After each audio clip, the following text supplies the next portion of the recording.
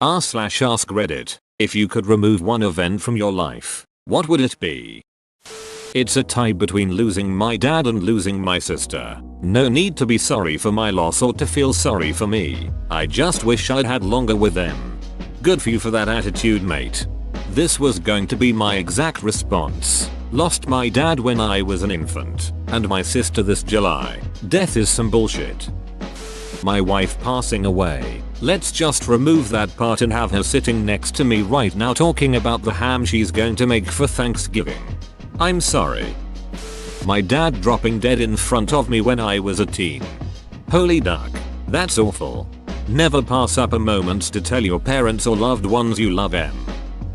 Breaking my ankle when I was 8. I was trying to climb my grandma's rose apple tree and shattered my ankle. I'm in my 20s and have had 7 operations on it and ended up ducking my other leg while trying to avoid injury on my shitty ankle, all because I wanted a fruit and grandma told me to wait until morning. My life would have been much easier and less painful if I listened to my gran, and now I just wish she was still here telling that I need to clean my ears and listen more, because whenever I didn't listen to her I ended in stupid situations.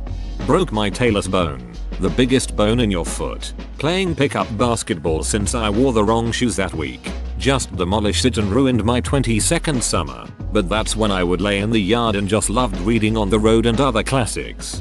Made me want to become a writer. Crossing a road in Melbourne in 1999. Got hit by car and given permanent brain damage. And from that moment my life changed course forever. If it hadn't happened, I would have had a much different, much less painful life. I was working part-time as a gardener, studying IT, preparing to apply for uni to do a course on journalism which I had a good chance of getting into. Was also doing volunteer work with street people, and paneling and presenting a couple of radio shows on a minor AM radio station, and had just done over a year of physical rehabilitation for a bad back. Lots of gym and fitness work, physio, and I was about the fittest I've ever been. Then I crossed the road and everything changed forever. I'm the opposite. I was the driver when an allegedly drunk, drugged up teenager crossed the road at night wearing black clothes in the rain. I didn't even hit the brakes, that's how fast it happened. I stopped and had to run out into the middle of a busy intersection to make sure he wasn't hit by any other cars. He lived. But it sounds like he is going through what you're going through. The images and sounds I have of that night have almost ruined my life. I went through hell with my brain and mind replaying those constantly. I'm finally on the way back to who I once was, but I doubt I'll ever feel whole again. As a young man in Eastern Europe before the Cold War ended, I was sentenced to the farm pit for dealing drugs. It was basically a deep, concrete pit at a hog farm. The criminal stands inside for a few hours, and then the pig's dung is shoveled in with you. I thankfully have a much better life today, but I'll never forget the sickening nausea of the pit. I remember reading that in almost every society that's ever existed, animal feces has been used to punish criminals in some capacity. Western Europe, the USA had the stocks pillory, and though they don't teach this in school, it almost always ended with the criminal smeared head to toe in horse dog shit. Last year, when I went in for surgery to fix a broken leg and something went wrong, I woke up 18 days later with 8B. When I woke up I couldn't see, move, or speak. I can sort of walk now. I can't really see faces, or read well, and I slur my words when I speak, but I'm largely functional for caring for myself.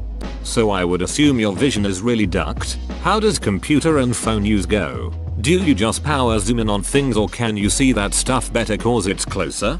As far as I know you can change your settings to make your phone read out loud everything on your screen. Saw a video of a blind woman using it. I guess she is using the same tool. Being bitten by a baboon viper on the right ankle. Most extreme pain I've ever been in. I puked and screamed on the way to the hospital. How in the blue hell did you get that bite? Glad you made it through. Agreeing to a deal with my parents. It led to me going to their choice of my college instead of mine. And it led to me having a ton of debt. And it led to me working dead-end jobs instead of becoming a teacher. Funnily, when your life goes south because of the decisions that were forced on you, some parents always make it out as if you were the loser who could not make it work for him and were to blame. It's obviously human nature to avoid taking the blame, but it's a dong move that you can't counter. Reversely, whenever you rebel and it all turns out well for you, they feel an unnatural amount of pride in their upbringing and all the times they were obstacles in your path are just forgotten. My most traumatizing experience was getting spit on, puked on, by a llama at a petting zoo with my first girlfriend. What I thought I knew when I entered the petting zoo: llamas are cute furry animals whose only real defense is to spit. Just wipe it off. No big deal. What I knew when I left the petting zoo: if you really piss them off, llama spit is actually green, smells like putrid rat carcasses boiled in sour milk, and won't wash off no matter how long you spend in the petting zoo bathroom. A llama kicked me in the face once. I was the only person he liked. No one else could get anywhere close to him. Llamas are jerks. I went to a petting zoo when I was about 7 or so and a llama bit me. I socked it as hard as I could. Maybe we both learned a lesson that day. Being buck ragging as a punishment by my parents growing up. Look it up if you don't know what it is. Worst childhood memory by far, despite being close with my family. Then again, the 2 times I received it I had been a pretty big piece of shit. Who knows what I'd be like today if I wasn't punished for it. I just feel the need to point out that there are other ways to teach a child that certain punishments aren't okay and that certain punishments can worsen a child's attitude. If it was bad enough that you want its memory erased from your life, it is likely one of those punishments that are too much. Hard to choose. Some of the worst brought some of the best. I would say my marriage, but it brought me my best friends that helped me after it ended. Also, she got me to volunteer with her to help rehabilitate baby songbirds at the university. Something I never would have thought of doing on my own. I wouldn't give that up even though my life sucks post-divorce. It's not something I often talk about because I still experience shame. I lost my eyesight in my right eye because I was a teenager who thought I knew better and did not wear a paintball mask. It was such a stupid mistake and caused me an endless amount of trauma. However, I am grateful that it taught me in hardest way that impairments are not always visual. Pun. At this point in my life, I have lived longer without vision in that eye than I did with. Oftentimes, it's common for me to be completely unaware that anything is abnormal about myself until I am made to realize that something or someone is trying to grab my attention from the right side, and it becomes a stark reminder of that stupid fateful day. Usually I shrug it off, but sometimes it still stings. So, my answer to this question is that I would have never asked my mom to buy me a paintball gun. Ultimately, I think out of all the events that shaped my being, this one has the least likelihood of having drastic butterfly effect type consequences. Cutting as a teenager. Scars are not worth it.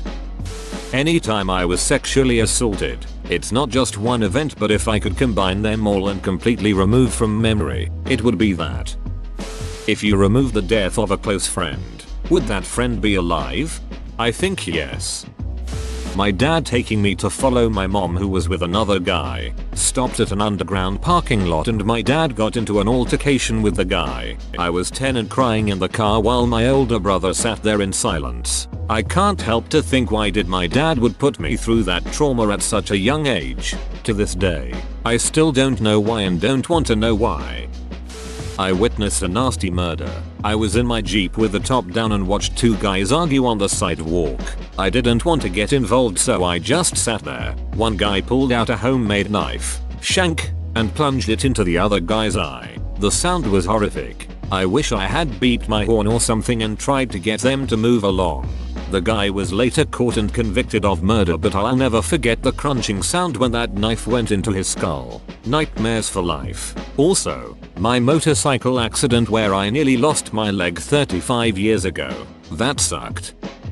The day I had a fight with my grandpa about ethnicity and stuff. One day, I GPT upset about him saying about how I should not do this and that, because it was not ideal for our religion. I became angry and said, well, sorry if I do that. It's my life and you don't get to decide what I should do with it. I don't like this stupid stuff we have to do, so I won't do it. Then I stormed off. I didn't talk to him for like 2 weeks. 2 weeks later, I felt really guilty. I knew he was a highly religious man, I shouldn't have tried to question or demoralize his beliefs by saying what I said. So in feeling of guilt, I tried to get back and apologize to him. He didn't carry a phone so I couldn't call him. So I thought I would apologize to him the next day in his house.